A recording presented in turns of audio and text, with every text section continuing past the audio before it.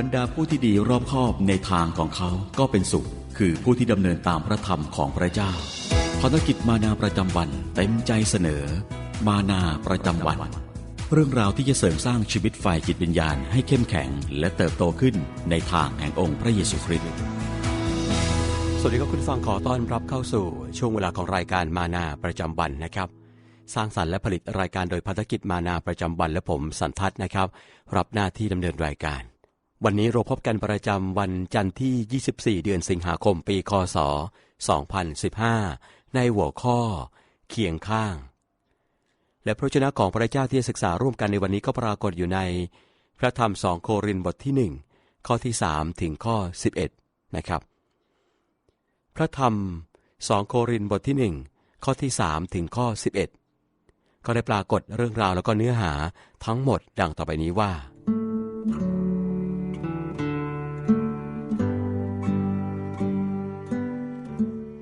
สาธุการแด่พระเจ้า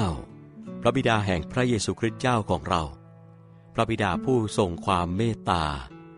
พระเจ้าแห่งความชูใจทุกอย่างพระองค์ผู้ทรงชูใจเราในการทุกข์ยากทั้งสิ้นของเราเพื่อเราจะสามารถชูใจคนเหล่านั้นที่มีความทุกข์ยากอย่างใดอย่างหนึ่งได้ด้วยความชูใจซึ่งตัวเราเองได้รับจากพระเจ้าเพราะว่าเรามีส่วนทนทุกข์กับพระคริสต์มากฉันใดความชูใจของเราเนื่องจากพระคริสต์ก็มากฉันนั้นที่เราทนความทุกข์ยากนั้นก็เพื่อให้ท่านได้ความชูใจและความรอดและที่เราได้รับความชูใจก็เพื่อให้ท่านได้รับความชูใจด้วยซึ่งท่านจะได้รับเมื่อเพียรสู้ทนความทุกข์เหมือนอย่างเราได้ทนนั้นเราจึงมีความหวังแน่นอนในท่านทั้งหลายเพราะเรารู้ว่าท่านทั้งหลายได้มีส่วนในความทุกข์ยากของเราฉันใดท่านทั้งหลายจะได้มีส่วนในความชูใจของเราฉันนั้นพี่น้องทั้งหลายเราอยากให้ท่านทราบถึงความทุกข์ยากที่เกิดแก่เราในแคว้นเอเชียซึ่งทำให้เราหนักใจเหลือกำลังจนเราเกือบหมดหวังที่จะเอาชีวิตรอดมาได้ที่จริงเราคาดว่าเราถึงที่ตายแล้วแต่ที่เป็นเช่นนี้ก็เพื่อไม่ให้เราไว้ใจในตนเองแต่ให้ไว้ใจในพระเจ้าผู้ทรงโปรดให้คนทั้งปวงฟื้นจากความตายพระองค์ทรงช่วยเราให้พ้นจากมรณภัยและพระองค์จะทรงช่วยเราอีกเราไว้ใจพระองค์ว่าพระองค์จะทรงช่วยเราต่อไปอีกขอให้ท่านอธิษฐานเผื่อเราด้วยเพื่อว่าคนเป็นอันมากจะได้ขอบพระคุณเพราะเราเนื่องจากพระคุณที่ทรงประทานแก่เราอันเป็นการทรงตอบคำอธิษฐานของคนเป็นอันมากนั้น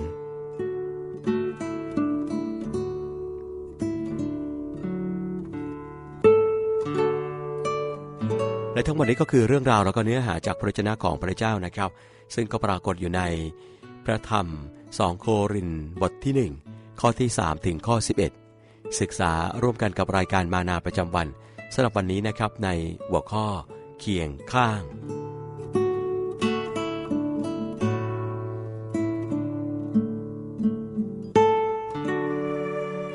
คุณผู้ฟังครับตอนที่แคลอพี่สาวของผมเป็นมะเร็งเต้านมนะครับครอบครัวเรากังวลมาก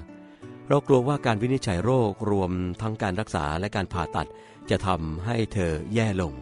ทุกคนในครอบครัวจึงอธิษฐานเผื่อเธอตลอดหลายเดือนถัดมาแคลอเล่าถึงปัญหาที่เธอเจออย่างตรงไปตรงมาเราต่างชื่นชมยินดีเมื่อทราบข่าวว่าการผ่าตัดและการรักษาประสบความสำเร็จแคลอกำลังจะหายคุณผู้ฟังครับจากนั้นไม่ถึงปีนะครับลินดาพี่สาวอีกคนก็ต้องต่อสู้กับโรคเดียวกันคุณผู้ฟังครับแคลอรีบไปอยู่เคียงข้างและก็ช่วยให้เธอเข้าใจว่าจะต้องเจอกับอะไรและจะเตรียมตัวรับมือได้อย่างไรนะครับประสบการณ์ของแคลอช่วยให้เธอพาลินดาผ่านความทุกข์ยากไปได้คุณผู้ฟังครับนี่คือสิ่งที่เปาโลเรียกร้องในพระธรรม2โครินธ์บทที่1ข้อที่3ถึงข้อที่4ว่าสาธุการแด่พระเจ้าพระบิดาแห่งพระเยซูคริสต์เจ้าของเราพระบิดาผู้ทรงความเมตตาพระเจ้าแห่งความชูใจทุกอย่างพระองค์ผู้ทรงชูใจเราในการทุกข์ยากทั้งสิ้นของเราเพื่อเราจะสามารถชูใจคนเหล่านั้นที่มีความทุกข์ยากอย่างใดอย่างหนึ่งได้ด้วยความชูใจซึ่งตัวเราเองได้รับจากพระเจ้าคุณผู้ฟังครับ ขอบคุณพระเจ้าที่พระองค์ไม่ทรงให้สิ่งใดเสียเปล่าปัญหาของเราไม่เพียงทำให้เรามีประสบการณ์ที่จะรับการชูใจจากพระองค์แต่ยังเปิดโอกาสให้เราได้แบ่งปันการชูใจนั้นแก่ผู้อื่นในยามที่เขาทุกข์ยาก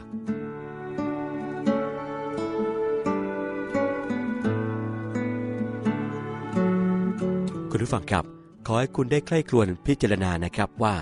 วันนี้เราจะหนุนใจผู้ที่มีความทุกข์เพราะเรื่องกังวลในชีวิตได้อย่างไรภารกิจมานาประจำวันร่วมกับคริสตจักรพระกิตติคุณสมบูรณ์หัวหินขอเชิญเพื่อนพ้องน้องพี่ทั้งแฟนพันธ์แท้แฟนคลับและสมาชิกมานาประจำวันทุกท่านทั้งใกล้และไกลมาร่วมกันพบปะสังสรรค์สามัคคีธรรมและเสริมสร้างชีวิตฝ่ายวิญญาณในงานมานาสัญจรที่อำเภอหัวหินจังหวัดประจวบคีรีขันธ์พบกับเพื่อนๆทีมงานและผู้อำนวยการภารกิจมานาประจำวันอาจารย์นิติเชษฐ์สดุดีวงศ์นำถ้อยคำมาหนุนใจส่งความห่วงใยกันถึงที่ด้วยบรรยากาศอบอุ่นสุขยินดีงานมานาสัญจรจัดที่คริสตจักรพระกิตติคุณสมบูรณ์หัวหินอำเภอหัวหินจังหวัดประจวบคีรีขันธ์วันศุกร์ที่ 28 สิงหาคม 2015 นี้ตั้งแต่เวลา 18:30 น.ถึง 21:00 น.หากสนใจเข้าร่วมงานอย่ารอนานต้องรีบโทรมาตอนนี้ยกโทรศัพท์แล้วกดเบอร์มาทันที088-757-0169 แล้วพบกันนะครับคุณผู้ฟังกำลังติดตามรับฟังรายการมานาประจำวันอยู่ในขณะนี้นะครับถ้าคุณผู้ฟังท่านใดมีข้อสงสัยต้องการจะติดต่อสอบถามหรือมีคำถามเพิ่มเติมอย่างหนึ่งอย่างใดนะครับก็สามารถติดต่อแล้วก็แจ้งมายังทีมงานของเราได้หรือสนใจสมัครเข้าร่วมเป็นสมาชิกกับภารกิจมานาประจำวันนะครับเพื่อติดต่อขอรับหนังสือคู่มือเฝ้าเดี่ยวมานาประจำวันรวมไปถึงต้องการอยากจะนำรายการที่รับฟังไปเปิดออกอากาศผ่านทางสถานีวิทยุนะครับหรือจะนำไปเปิดเป็นเสียงตามสายหรือจะรับฟังเป็นการส่วนตัวเนื่องจากมีปัญหาทางสายตามองไม่เห็นหรือสายตาพิการนะครับก็แจ้งติดต่อมายังทีมงานของเราได้และทั้งหมดนี้ไม่มีค่าใช้จ่ายใดๆทั้งสิ้นนะครับผ่านช่องทางดังนี้นะครับจดหมายหรือไปรษณียบัตรจะได้ซองส่งถึงภารกิจมานาประจำวันตู้ปน35ปนฝหัวหมากกรุงเทพ10243ผ่านทางโทรศัพท์นะครับติดต่อได้ที่หมายเลข02-718-5166-7และเว็บไซต์นะครับที่ www.thaiodb.org มาถึงในช่วงสุดท้ายของรายการก่อนจากกันไปนะครับข้อคิดสำหรับวันนี้ได้กล่าวว่าการทรงสถิตของพระเจ้าชูใจเราการอยู่ด้วยของเราชูใจผู้อื่นและทั้งหมดนี้ก็คือรายการมานาประจำวัน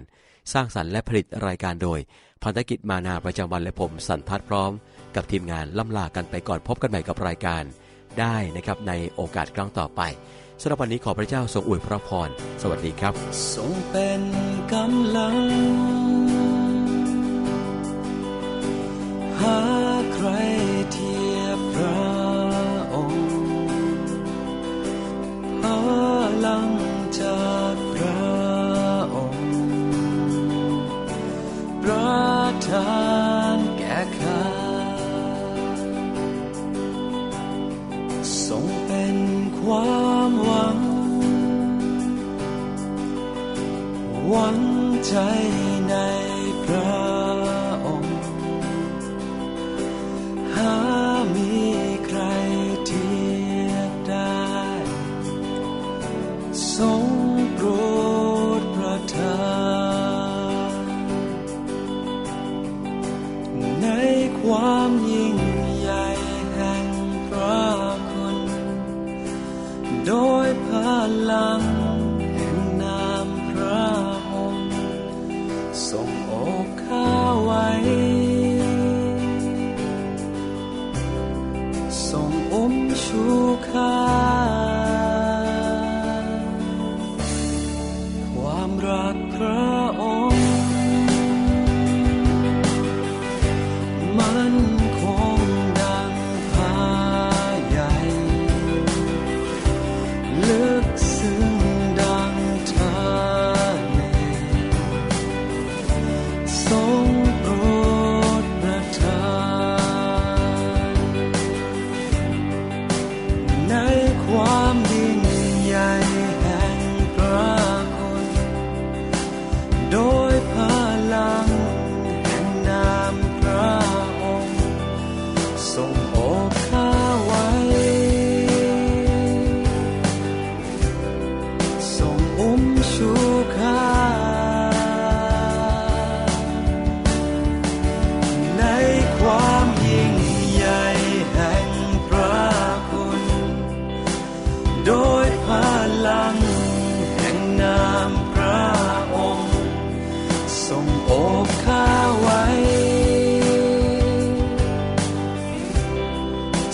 อุ้มชูข้า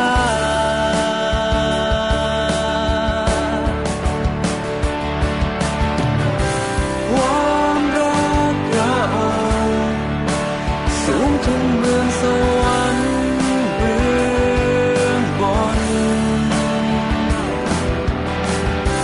และความสัตย์ธรรมสูงจนถึงเมฆา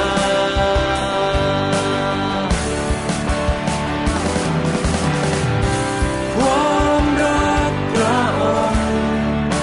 สูงถึงเมืองสวรรค์เบื้องบน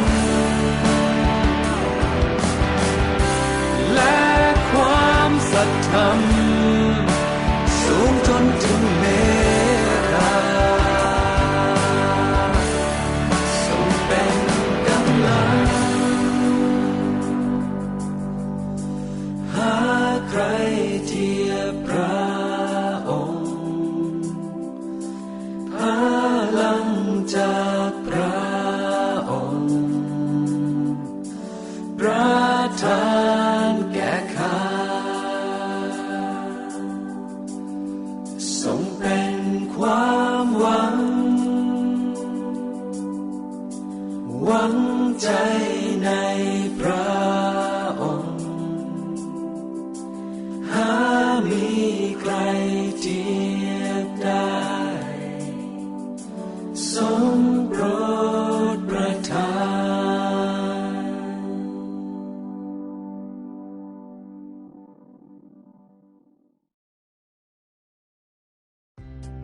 บรรดาผู้ที่ดีรอบคอบในทางของเขาก็เป็น